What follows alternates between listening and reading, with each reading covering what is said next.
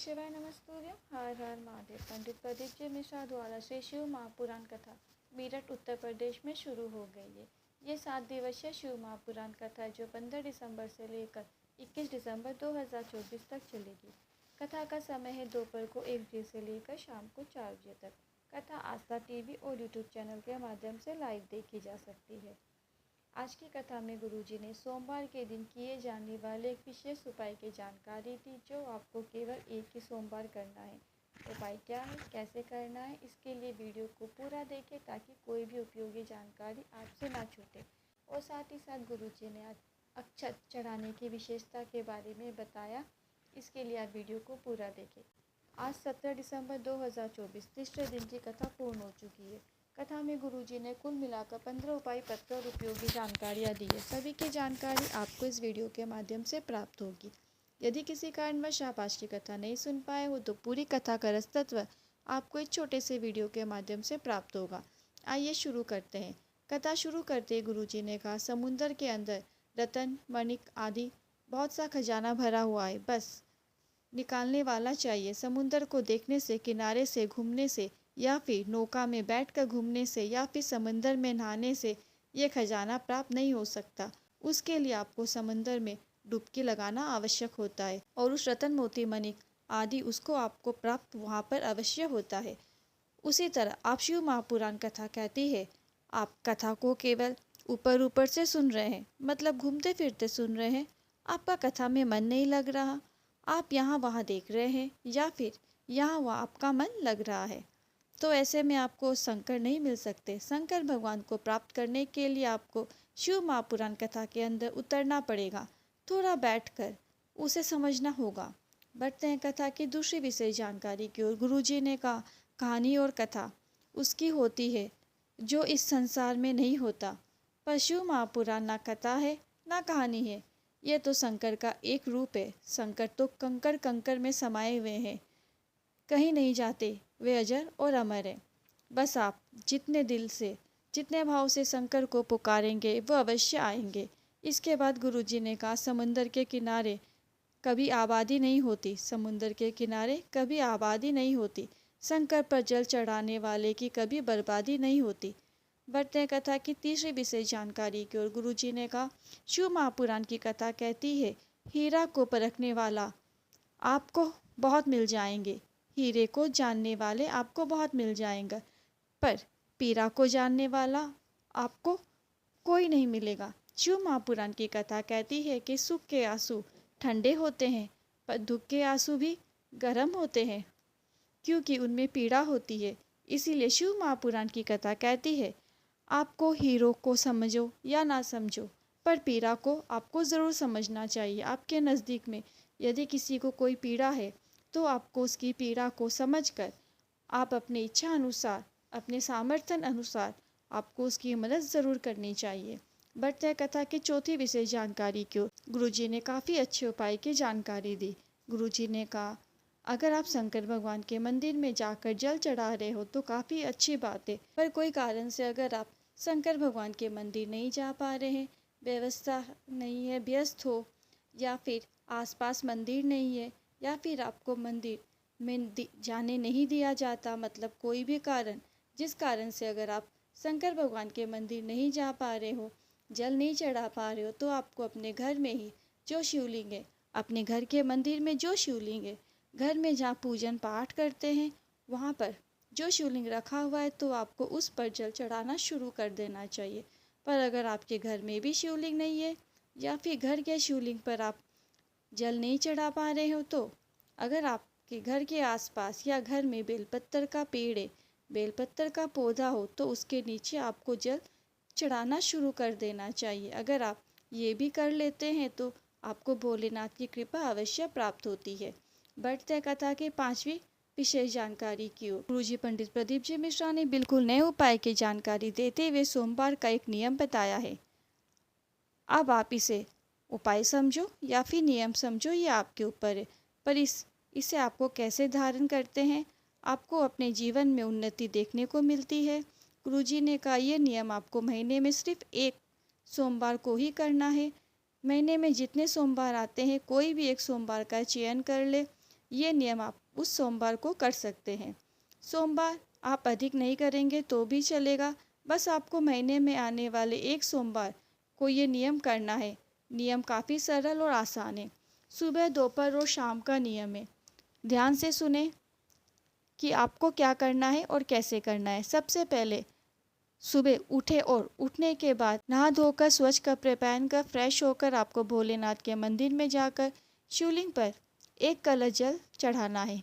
गुरुजी ने कहा कि जल आप चढ़ाएंगे तो वो जल आपके घर का होना चाहिए, वो कलश भी आपके घर का होना चाहिए। मतलब घर से ही पानी लेकर आपको भोलेनाथ के मंदिर में जाकर शिवलिंग पर जल अर्पित करना है। इस सोमवार के 3 नियमों का पहला नियम है दोपहर का नियम। गुरुजी ने यह बताया कि आपको दोपहर में बेलपत्र के पेड़ के नीचे जाकर एक चावल का दाना रखना है। बेलपत्र के पेड़ के नीचे जो जड़ होती है वहाँ पर आपको एक अक्षत, एक चावल का दाना श्री शिवाय नमस्तुभ्यम या फिर नमः शिवाय या फिर ओम नमः शिवाय बोलते हुए रख देना है। इसके बाद 7 बार या फिर 11 बार या फिर 21 बार या फिर 108 बार या फिर जितनी आपकी इच्छा उतनी उस बेलपत्र के पेड़ के नीचे आपको परिक्रमा करनी है। अगर आपसे 7 बार ही हो तो आप 7 बार भी पर्याप्त है। आप जितना सोचे उतनी परिक्रमा कर सकते हैं। आपको बस एक एक चावल का दाना अर्पित करके श्री शिवाय नमस्तुभ्यम बोलते हुए या फिर नमः शिवाय या फिर ओम नमः शिवाय बोलते हुए या फिर हर हर महादेव बोलते हुए आपको बेलपत्र के पेड़ के नीचे परिक्रमा करना है। तीसरा और अंतिम नियम काफ़ी सरल है। शाम के समय यानी कि प्रदोष काल के समय, प्रदोष काल अर्थात सूर्यास्त के 45 मिनट पहले और सूर्यास्त होने के 45 मिनट बाद का समय प्रदोष काल होता है। इसी समय आपको ये नियम करना है। तीसरा नियम यही है कि आपको शाम के समय प्रदोष काल के समय एक दीपक बेल वृक्ष के नीचे प्रज्वलित करना है, जो कि होगा लंबी बत्ती का घी का दीपक आपको प्रज्वलित करना है। आपको एक घी का लंबी बत्ती का दीपक बेल वृक्ष के नीचे प्रज्वलित करना है और फिर उसके बाद एक दीपक आपको भोलेनाथ के मंदिर में कहीं पर भी या फिर आप भोलेनाथ के मंदिर की चौखट पे एक गोल बत्ती का घी का दीपक प्रज्वलित करें। मतलब शाम के समय आपको 2 दीपक प्रज्वलित करना है। एक है बेल वृक्ष के नीचे घी का लंबी बत्ती का और दूसरा है भोलेनाथ के मंदिर में या फिर भोलेनाथ के मंदिर की चौखट में घी का गोल बत्ती का दीपक प्रज्वलित करना है।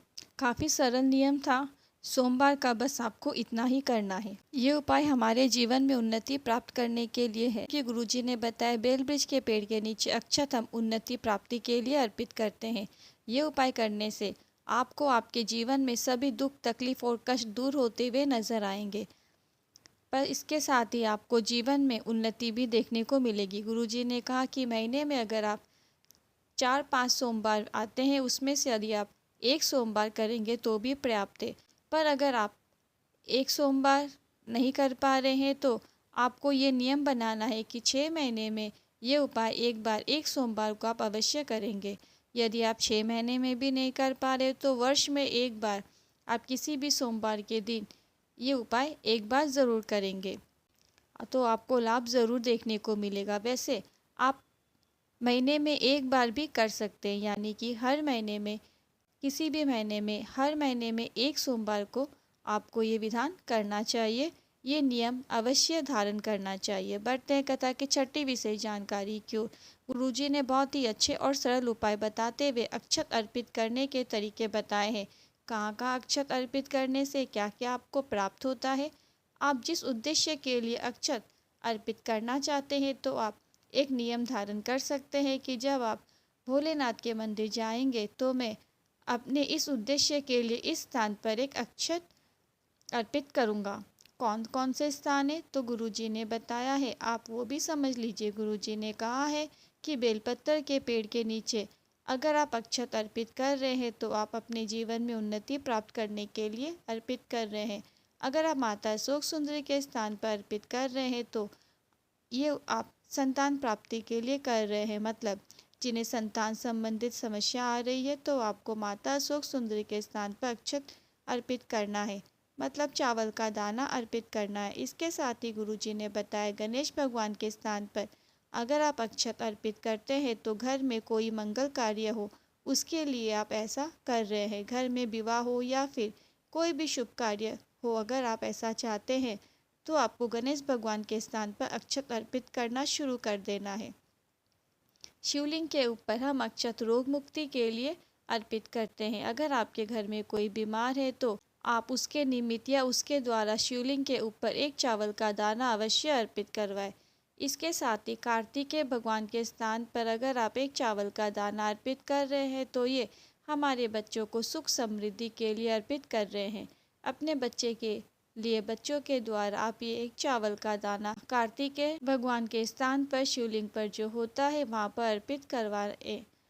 उन्हें लाभ प्रदान जरूर होगा। या फिर आप भी उनका नाम और गोत्र बोलकर ये उपाय कर सकते हैं। माता पार्वती का जो हस्त कमल होता है, शिवलिंग का जो कटी भाग होता है, वहाँ पर अगर आप एक चावल का दाना अर्पित कर रहे हैं तो ये नारी के अखंड सौभाग्य के लिए अर्पित किया जा रहा है। काफ़ी सरल और आसान उपाय है।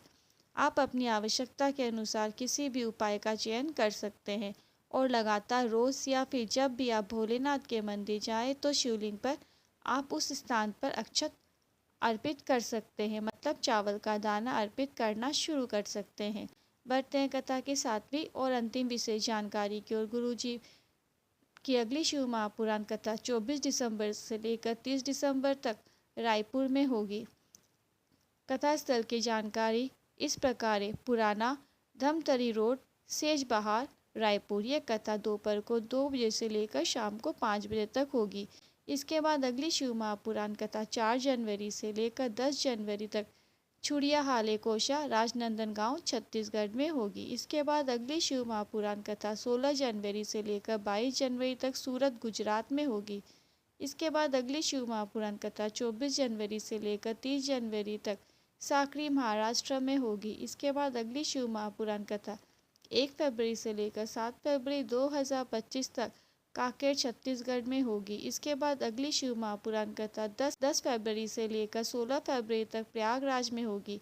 इसके बाद अगली शिव महापुराण कथा 17 फरवरी से लेकर 23 फरवरी 2025 तक तारा बाबा की कुटिया, सिरसा में होगी। इसके बाद अगली शिव महापुराण कथा 25 फरवरी से लेकर 3 मार्च तक सीहोर, कुबरेश्वर धाम में होगी। रुद्राक्ष महोत्सव और शिव महापुराण कथा दोनों वहाँ पर होगी। आज के उपाय से जुड़े यदि आपके मन में कोई क्वेश्चन है, कोई क्वेरी है तो आप कमेंट बॉक्स के ज़रिए पूछें और जल्दी से जल्दी आपको आंसर देने का पूरा प्रयास किया जाएगा। मेरे द्वारा दी गई जानकारी जरा भी हेल्पफुल लगी हो तो अधिक से अधिक लोगों के साथ वीडियो को शेयर करें। श्री शिवाय नमस्तुभ्यम। हर हर महादेव।